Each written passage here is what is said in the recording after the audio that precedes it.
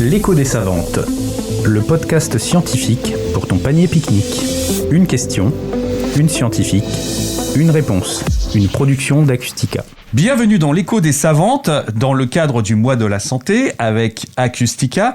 Pour parler avec nous, il y a aujourd'hui Halima Kerdjouj qui va répondre à nos questions donc autour de la médecine régénérative. Bonjour Halima. Bonjour. Vous êtes professeur des universités et membre du laboratoire BIOS à l'université de Reims-Champagne-Ardenne. Tout à fait. Alors Halima, comment allons-nous guider cette régénération des os par exemple, mais surtout faire en sorte que notre os, qu'on veut par exemple un os pour une jambe, un fémur, ça soit pas un os de bras? Alors pour ça, on va développer ce qu'on appelle des matériaux sur lesquels les cellules vont se développer. Donc ces matériaux peuvent être soit architecturés, donc ils ont des architectures qui ressemblent à l'os du fémur par exemple, ou encore, on utilise de plus en plus la notion de matériaux intelligents.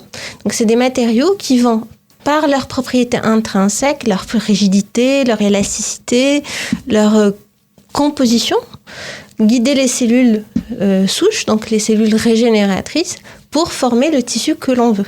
Alors, qu'est-ce que c'est un matériau intelligent ?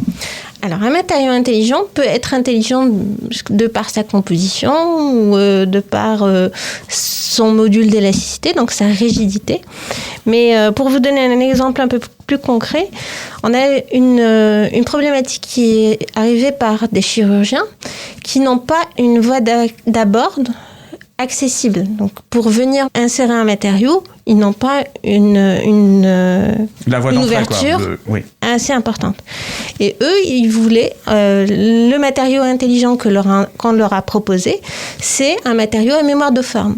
Donc, c'est un matériau qu'on va imprimer, qu'on va comprimer pour que le chirurgien puisse l'insérer.